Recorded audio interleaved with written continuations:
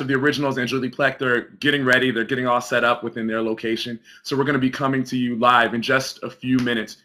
We're seeing all this excitement that's going on. Mary just said, yay. Alexandra just said, ah. And Kinjal is throwing all kinds of signs up there. We're really excited to have you here. While they're all setting up right there, I'll just fill you in on a few different things. I'm down here at Comic-Con, got a uniform on for the day, and I'll be going down the block, about 2 blocks, for the convention center. And the cast of the originals and Julie Plec, they're right next to there as well. So we're all down here in the same city, ready to share a whole bunch of information with all of you. Before we get everything started, you guys probably already know that the originals premieres on the CW on October the 15th, and that'll be at 8/7 Central. So make sure that you already have that down in your calendar. Now, here we're going to be relying on you for a bunch of questions this morning. So we need to make sure that you guys are all excited, energetic. It looks like you already are excited. Now, I see some of you are asking me, how do I like Comic-Con so far? That's a really easy answer. Comic-Con's my favorite time of the year. Like, there's Comic-Con and there's Christmas. And so down here at Comic-Con, it's awesome because, as you already know, you get a chance to see so many different casts down here, and you get to see the creators and comic book people as well as film people. It's like all the pop culture comes together. One of the exciting and unique things about what Extra is doing this year also, in addition to these live Spreecasts, is we're giving away DVDs. So if you would like to get a DVD of Oblivion, we're going to be giving away 5 different Oblivion DVDs, and we're going to give them away to the first 5 people who we bring on camera to ask a question to the cast that we're going to have on today. So there are so many different reasons for you to keep on staying in and to participate. So let's see. You might also be stoked to know that this morning, you're going to be the first people to talk with the cast of the originals and Julie Plec, because they'll head on over to Comic-Con a little later on today. That's when they're going to have their session. They have a session that's happening at 1:00 p.m., and they have a signing at the Warner Brothers booth that's going to happen at 4:00 p.m. So you guys are going to help us to prepare them for all of the insanity, all of the fans, all of the screaming that they're going to be encountering a little later on today. So we all have a very, very important job today that I think the cast and Julie, they're relying on us to kind of get them revved on up on this exciting morning. Let's see. Okay, so some of you are asking about what happened yesterday. Well, yesterday was a pretty tight day at Comic-Con.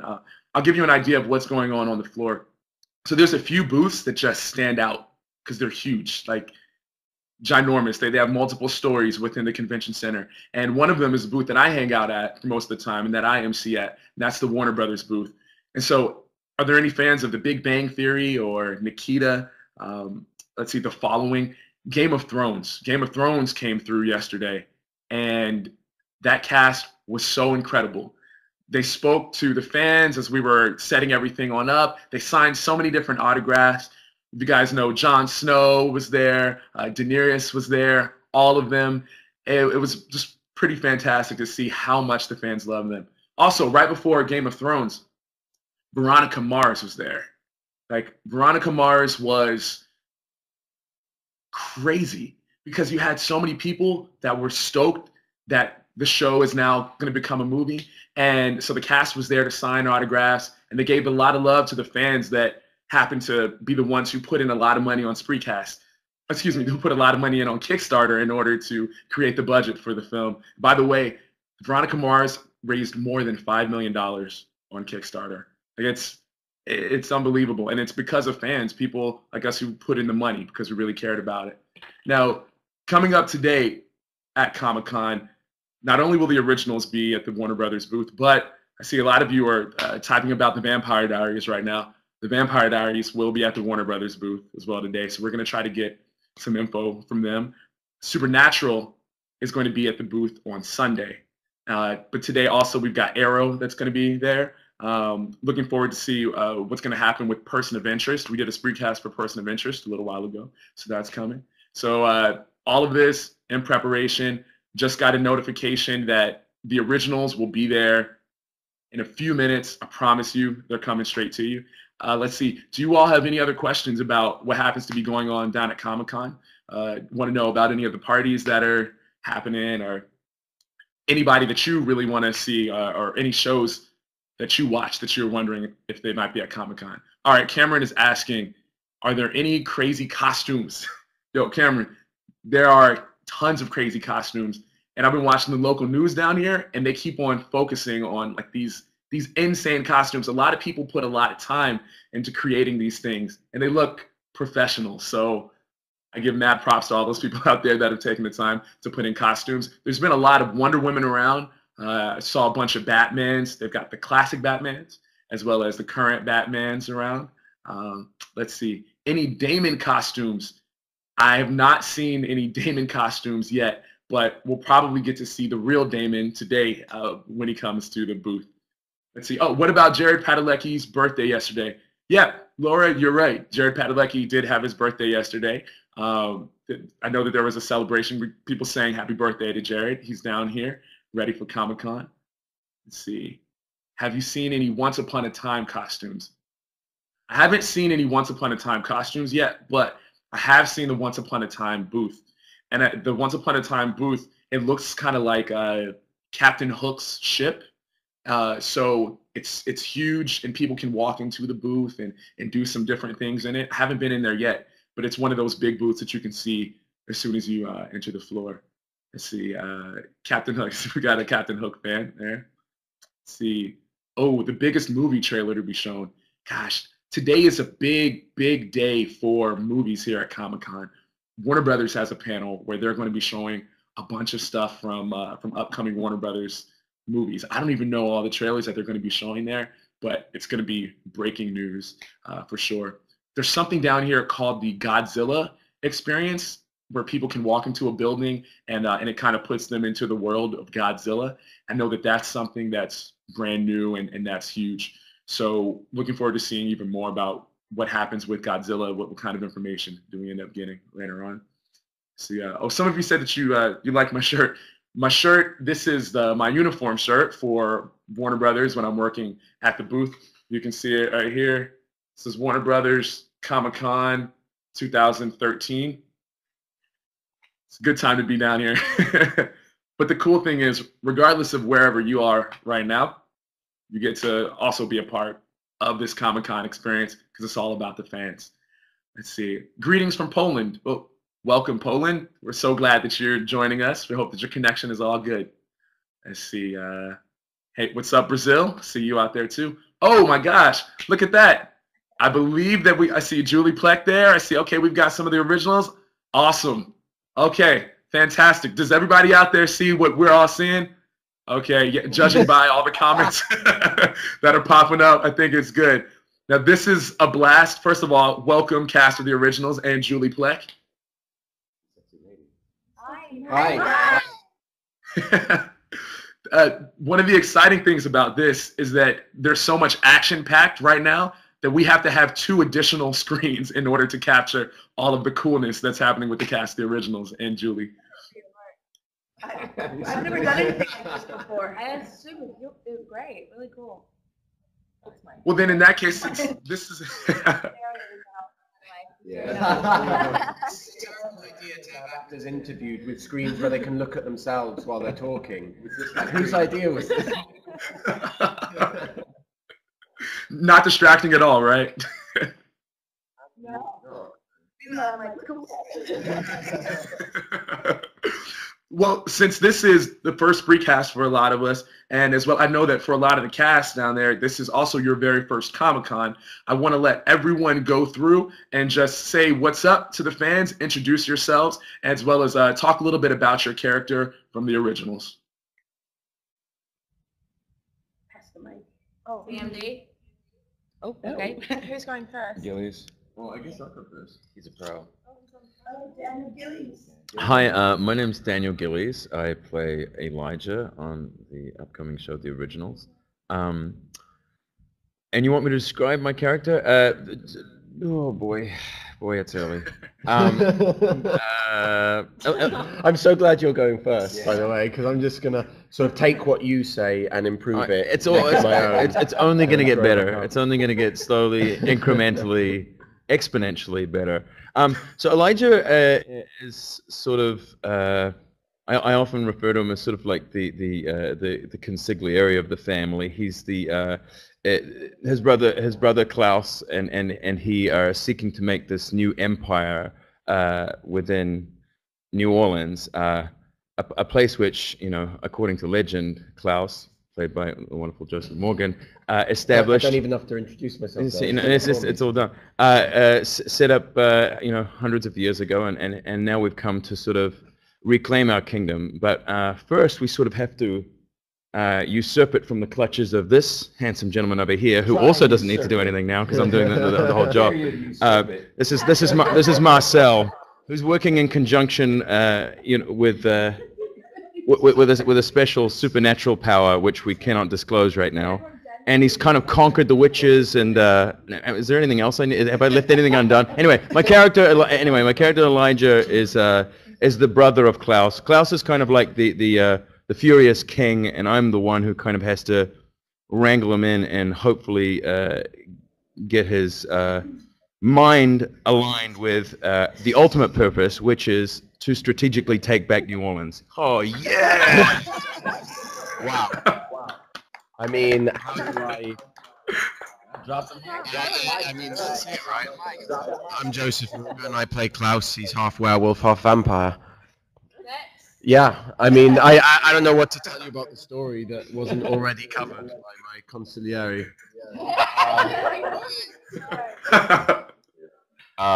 I'm Charles Michael Davis. I play Marcel, and he is the usurper. The usurped, possible usurped.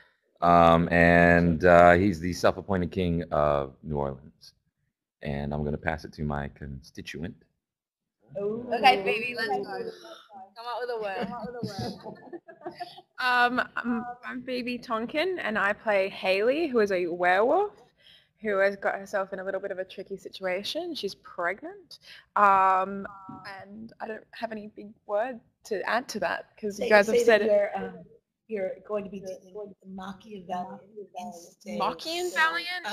Machiavellian. Like we speaking what like? Oh yeah, that's a big bit of the story I left out, isn't it? What? Yeah. So we have a situation where we had a night, and now Haley is pregnant. Haley's pregnant with vampires aren't able to procreate, but as I mentioned, Werewolves are. yeah, my character's half werewolf, half vampire, so we've got this Love baby. child on the way who is going to be potentially important, I think. Now would be an excellent time to supply Julie Plick with a mop and a bucket, because she's going to have to clean this whole damn thing up. I love you. I love you going on. My name's Claire Holt. I play Rebecca. I am the sister of these two hooligans on the end. And I will be coming to New Orleans to, I imagine, stir up trouble and bond with my family. All of the above. I'm going to pass you on to Julie Platt, who's going to fix it all now. I don't even know what to say. Yeah. We lost. We lost. Somebody pressed the button in the hatch. The world just ended. There we are. Hi. Switch. And we're okay. Do we see you again, Julie? Hi. Okay, there. Great. What am I supposed to talk about? Hey, so it's good. This is perfect now, Julie, because since you have the mic, we'd love to know, why did you feel as though now was the right time for the originals to come about out of the Vampire Diaries? You know, I actually thought it was the right time about a year and a half ago. It just took us a really long time to get going. I love telling the story because it's one of those great stories that has everything to do with smart choices made to hire smart people and talented people. And it began knowing that Klaus was a character, an evil villain in the Vampire Diaries books. So we knew in season 2 that we wanted to meet him, but we knew we didn't want to meet him till the very end. And so we had to create a stall character in the form of some random dude named Elijah, who would just, get us through a couple episodes and be sort of the heavy before we met Klaus. And then Daniel Gillies stepped on stage for the first day and did his thing, and it was so spectacular that suddenly Elijah became a character that intrigued us so much, and we really started thinking, well, gosh, if the Salvatore brother bond is so good, then why not make why not make the originals more than just an original, Klaus? Let's make it the originals. And then once we started thinking about the whole family, it just kind of grew from there. And there was a moment in season 3 when we did the big ball and the entire family standing on the staircase, and we have this great photo, and I sent the picture that one of our directors took to Peter Roth at like 3 o'clock in the morning when I was doing a nine caffeine soda rewrite, and I just said the originals in the subject title, and he wrote back at 6 in the morning, oh my God, this has to happen. I didn't even know it. Whoa. Gosh, it's awesome to see your vision now come to life then. That's crazy. And now we have our first fan question that we're going to incorporate into this whole Spreecast. Cool. So it looks like we have someone who... Joseph, where's Chris? Let's see. It looks like Firefly. Something Firefly. It almost looks like Osef's Firefly. Wants to know, how will you choose what scenes to shoot in Atlanta and which ones to shoot in New Orleans? We are going to have to shoot quite a lot in Atlanta because that's where our group is based. But I think what we'll do is anything that we fundamentally know we cannot achieve in Atlanta with, some clever green screen or visual effects or set dressing, like, for example, the Mississippi River, for one. Then we'll go and we'll take little moments where we'll pop into New Orleans and especially into the French Quarter and grab what we can every now and then, much like what ER did back in the day with Chicago, bundle a bunch of episodes together and then go grab little pieces. Tight. Very tight. And I think we have a fan who is standing by right now. We're going to actually bring in a fan on video. It looks like Spiros has a question to ask to you folks. Hi, Let's guys. see what we got. Hi. I'm so nervous. I'm from Greece. My sister is here getting ready because she's going to a festival. Where my question is how Joseph Morgan is going to differ his new role from his character in The Vampire Diaries. How what? Say your question again, mate. Well, how are you going to differ your role from The Vampire Diaries? How different is it going to be? Yeah. I mean, well, it's the same character, but the show the originals gives us a chance to sort of explore the character a little further, and I mean, also just from having sort of more screen time, he is able to. I can see him. There's a screen right here. Oh, you're like. No, I didn't flip off the go. Are you starting an internet fight? I'm so sorry about that. There she is. She came in the screen for a second there.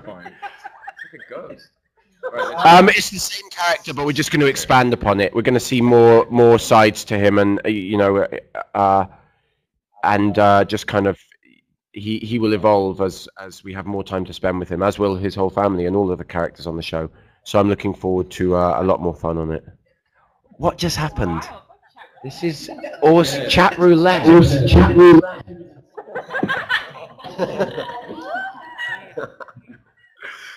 Thank you, Spiros. Appreciate it. You're welcome. Bye, guys. Thank you. Bye, little Spiros. Wow. This is great. This is a brand new experience for all involved. Now, next up, we have Cameron, who has a question to ask. Hi, Cameron. Cameron, welcome to the mix.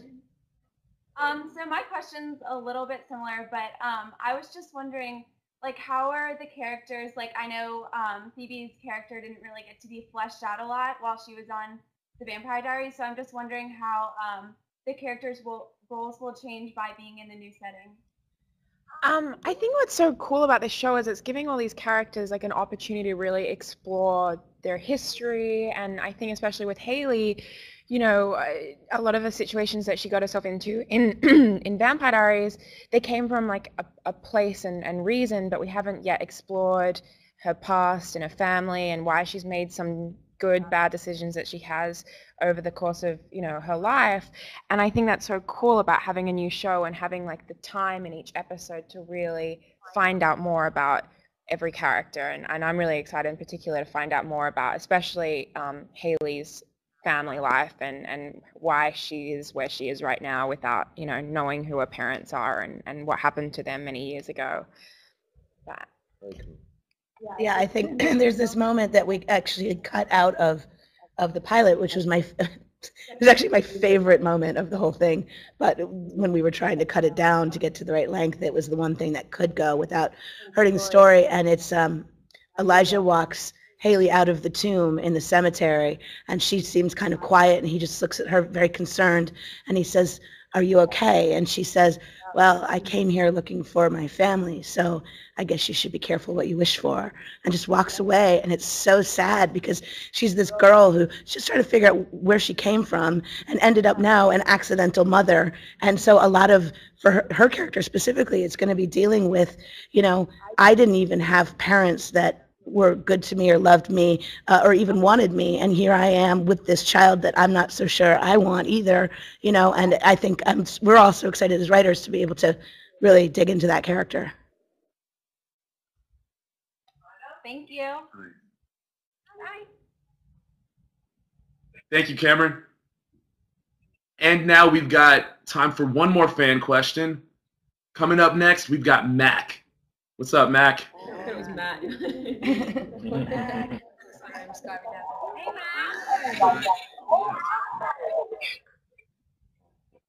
Okay, Charles M. Davis is new to all of us that have been around the Vampire Diaries group for a long time. And on screen, he always appears to be a real fun-loving party animal. And would his new co-stars care to elaborate on that? Well, you're also too overdressed for me to answer. Frank. What do you want us to comment on, honey? Is Charles and Marcel. What kind of person is Charles M. Davis to work with as a regular person? He looks like fun. He is sort of obnoxiously charming, I'll say that. Disgusting. Yeah. No, it's kind of an exciting period for us actually, because we're just sort of starting out, you know, this journey together. So we're really only just getting to know each other. The translation of that is, I only hate him a little bit right now.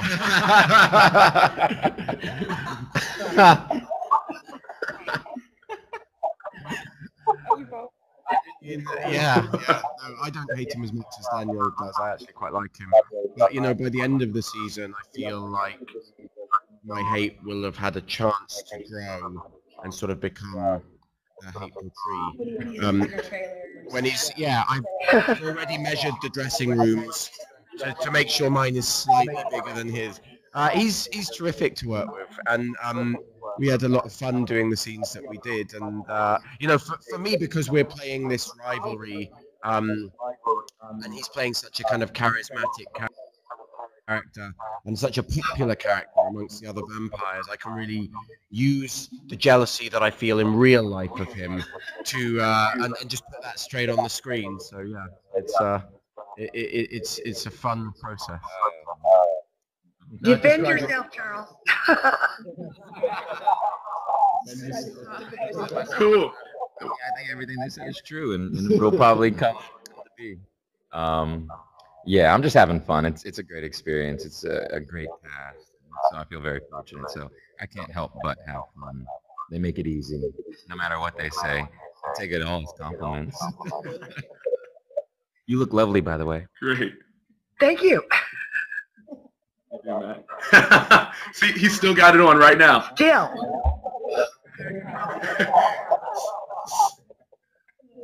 So, Mac, thank you so much.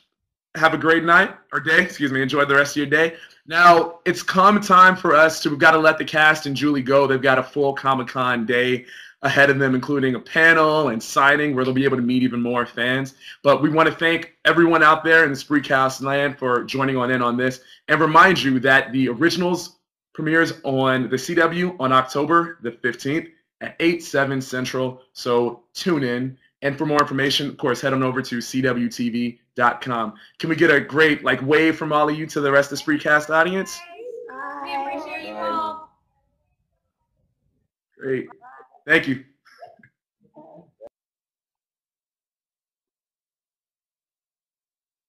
All right. You all made that an enormous success. Thank you for keeping all of those questions flowing on in. We hope that you got a chance to hear a lot about what you wanted to hear. Julie was a blast. The rest of the cast was just on top of it all. So thank you so much for tuning in for that. We don't want you to leave this Spreecast, however, because we're going to be streaming all day here at Comic-Con. So coming up next, for example, we have Ray Park from G.I. Joe. So might as well just stay at your seat, maybe grab some water, something like that. But G.I. Joe